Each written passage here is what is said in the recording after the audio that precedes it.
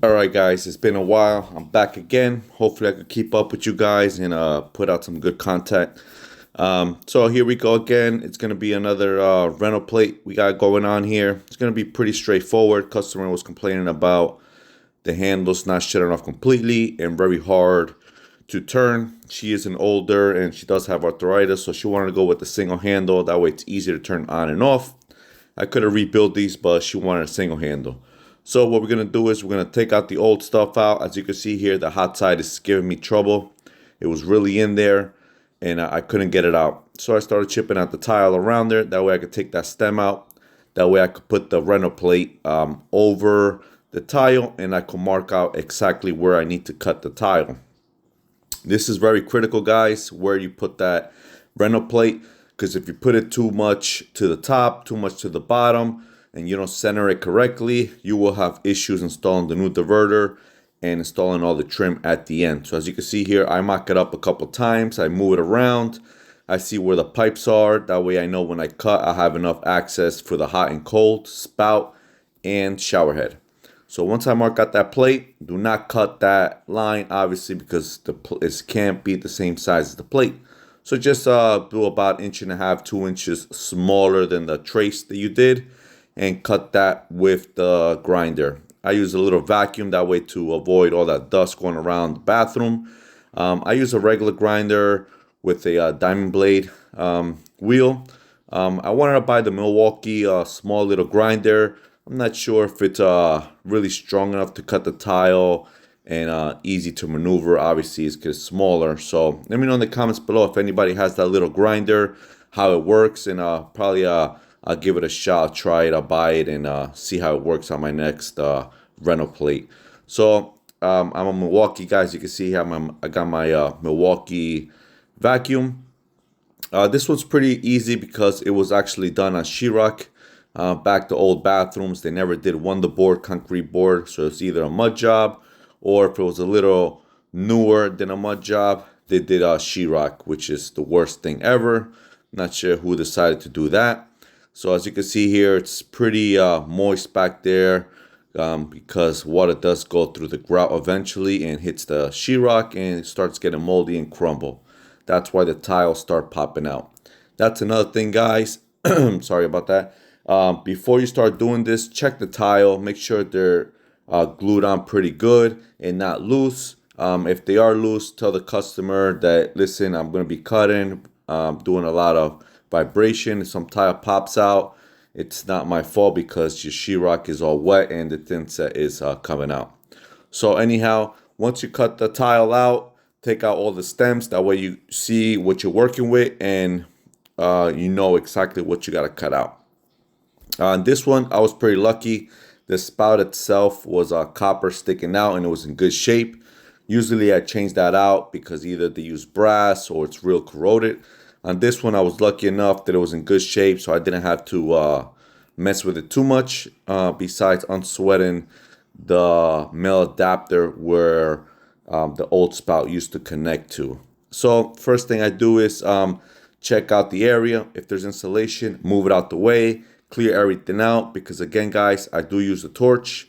No pro press for me. So as you can see here, this is exactly how I clear it out. Make sure no insulation, all the wood's out of the way, and I have plenty of space to turn that torch on and do soldering in there and unsweating also.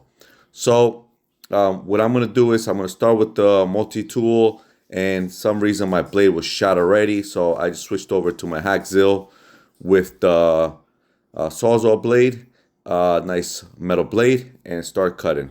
What I like doing is on a 3-handle diverter, I cut in between the hot and the center stem, which is the diverter stem, and then the cold and the diverter stem in between. That way I could cut everything individually, and I could unsweat everything individually. Much easier to work with. As you can see here, I had the vacuum going because I did have some water coming out. As you can see, it's dripping on the wall because this was the lowest point of the house, so there was no basement that I could open up a sink or anything like that. So I had to deal with water. I know you guys Pro Press lovers going to be like, oh, I don't have to worry about that. I could have used the Pro Press and it would have been nice and easy. But guess what? Let me know in the comments below, whoever does reno plates, do you guys use ProPress? How easy it is to get in there? What do you have to do to unsweat the old fittings? Do you just put couplings? Because in this case, as you can see, it's very tight. Not even sure if you'll be able to fit a ProPress tool there, even maybe with the offset jaws. But anyhow, you still have to pull out the torch to unsweat the fittings because there was no way around that. So anyhow, I'm a torch guy, so I used the vacuum to absorb, suck up all that water, so that way I could turn on the torch and unsweat the old diverter. I had a little issue. There was water continuously coming out. I opened up everything in the house, tried to drain as much as possible, but you still have some water in the water lines. So eventually it stopped. As you can see here, I start unsweating everything, start moving pretty smooth, and I start moving on. I like unsweating the fittings because if you cut them, you're gonna have to add a coupling, and then it's also gonna be a lot harder to sweat the new stuff. So if you cut the copper, you're gonna have to add a coupling and then a little piece and then a 90 to connect to the new diverter. I use Delta diverters. Again, guys, that's your preference. I like Delta. I don't like Moen. I don't like Kohler, so I use Delta. But anyhow, the plate I use, the rental plate, is for Delta. I'm sure it could work for other brands as long as the trim fits the rental plate. This little tool right here is a lifesaver. I'm going to link it in the description below. It's a cleaner brush, outside cleaner brush for the pipe itself. So like you have a cleaner brush for the fittings. I have an outside cleaner brush for the pipes also in tight spots where you can't use the emery cloth and it's very tight. So again, once everything's cleaned up, I mock everything up, make sure the diverter fits in good, and I can make everything work. The rental plate covers the hole I made, and we're good to go. Once I know everything's clean, I ream everything out, emery cloth it, make sure it's spotless. Number one thing with soldering, guys, as you know it, is make sure everything is spotless. Squeaky clean, like the copper is nice and shiny. You gotta wear sunglasses because it's gonna get you blind. The fittings, make sure you clean the inside, make sure you clean the face. I call it the face. That's a little way that I call it. Other guys probably have different meanings, call it a different thing. I clean the inside and the face of the fitting where the solder is gonna suck in and also stick on the face of the fitting. So once everything's cleaned up, start mocking everything up. I put the diverter inside there.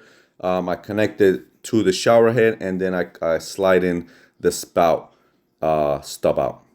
Everything has to be straight, guys. So make sure everything's level.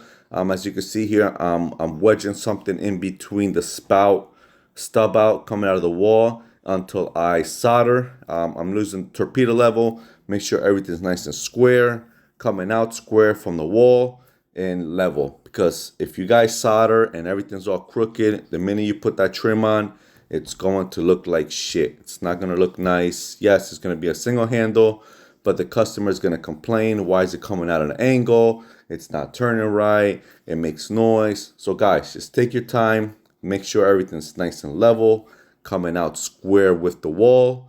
Yes, I know, guys, sometimes the wall's not square. Make sure it's coming out square with the wall. If the wall is 45-degree angle compared to the tub, make it come out at a 45-degree angle, square with the wall. All right. So anyhow, as you can see here, I mock everything up. I'm cleaning the fittings now. I had to use a couple fittings here. I believe I had to use a 90 and a street 45 to offset the diverter from the existing water lines, because if not, the diverter valve would be too far inside the wall, and when I'm going to go install the trim and the rental plate, it will not line up. So that's another thing you guys got to check before you solder everything. Make sure the rough body is sticking out far enough and not too far in, because you don't want to solder everything up and then it's time to put that trim on, and next thing you know, you can't put the trim on because it's either too far out or too far in. So take your time. Like I can't say enough. Take your time before you solder, before you make a mess. Make sure everything's square. Use your level, torpedo. Do whatever you have to do to make sure it's nice and square. All right. So once that's nice and square, get your torch out and start soldering. This is exactly what I do. A lot of guys like soldering differently. A lot of guys say, oh, solder from the bottom to the top because the heat goes up. I'm going to be honest with you, I've been doing this a couple years. Probably like, you know what, like 6 months or so I've been doing this. So I just pick a fitting randomly and start soldering from there. And then, and then just solder the next fitting after the one I started with. I don't go from bottom to the top, nothing like that. Just experience-wise, I just go for it and wing it pretty much and solder. Yes, it might be faster to solder from top to bottom, but I find it sometimes if you start from the bottom to the top, you solder the bottom joint and then you can start doing the top, and next thing you know, the bottom joint starts dripping, the solder starts dripping down the pipe because it was too much heat or too much solder from the top joint and it went down. So I always go top, bottom when I'm soldering, and I never have drips, and I like my solder to be nice and clean and not solder everywhere. I call them titties hanging from all over the place. Sorry for you kids if you guys are watching. So once everything's done, as you can see here, I had to use a 90s 345 to offset the copper hot and cold. The spout and the shower head were going straight up. I had enough play and that was going straight up. So once everything's all soldered up, I wait till it's cooled before putting the cartridge in there. So meanwhile I'm doing that, I'm cleaning the wall, make sure everything's clean. There's no old markings, the ones I marked the rental plate or grout, silicone from the old plate. Just make sure everything's nice and clean because you want everything to look nice when you're all done. Once everything's cooled down, as you can see, I start putting the stops on. I put the stops on, then the cartridge, and then put everything back together. I turn the water back on, and I flush out the system. You should flush out the system before you put the cartridge on, just in case you have any debris inside the water lines. It's not going to get caught on the cartridge itself. So once I put the cartridge on there, I start with the spout.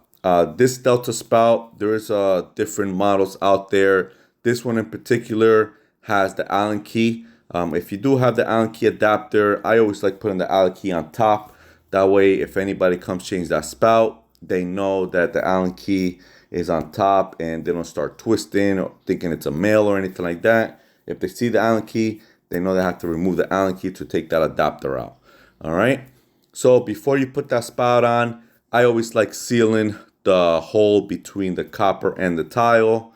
That way, if any water gets in there, nothing goes inside the wall, just in case. Even though if you rough out everything correctly and it's nice and flush with the wall, no water should go behind the spout into the tile. But why take the risk? Even if you're flush, put some silicone, some caulk, whatever you want to do behind the spout. So no water gets in between that copper. Also, what you could do is after you install that spout, put some silicone or caulk around the spout itself, because obviously the spout does not have any O-ring or gasket against the wall. It's a different story about the plate, the trim. The rental plate has a gasket, and then also the trim of the diverter has a gasket which will prevent the water from going inside the wall if the water drips down the wall. So as far as the spout, use some caulk, use some silicone, tighten it up, and if you did the job correctly, the minute you start tightening that spout, it's going to sit flush with the wall.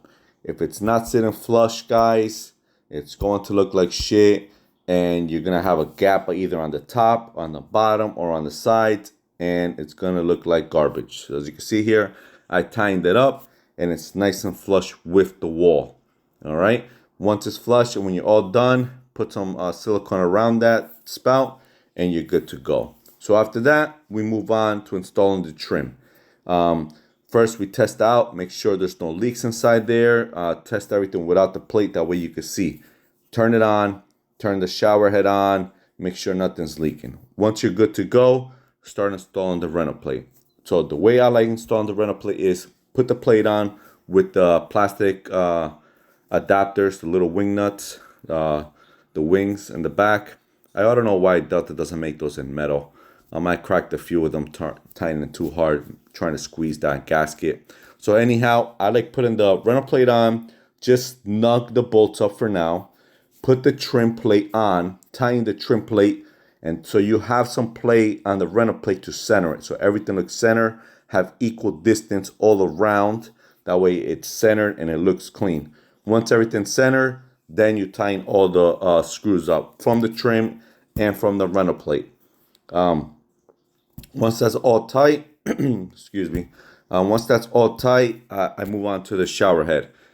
This one was a little tricky, believe it or not. It had a drop ear L, but it was sticking out the wall about maybe 1/2 inch to 3/4 of an inch. So I had to use a bellows scutcheon, as you can see here. Luckily, I had one on my truck. I just had to make the hole a little bigger because it was for 1/2 inch copper. So I used the unit bit, made the hole bigger so I could slide it onto the arm.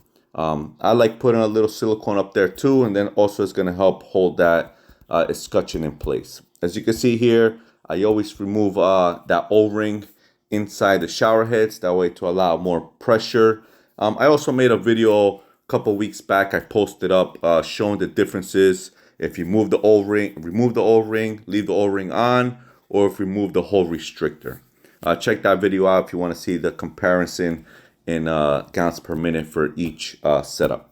So let me know in the comments below how it come out, guys. I know it's been a while since I haven't posted something, so I started posting. Hopefully I could post one up once a week or every day if I'm lucky enough. Let me know in the comments what you think, what will you look different, and what do you do different for you pros out there. All right, nice Delta handheld, couple settings there, and customers happy.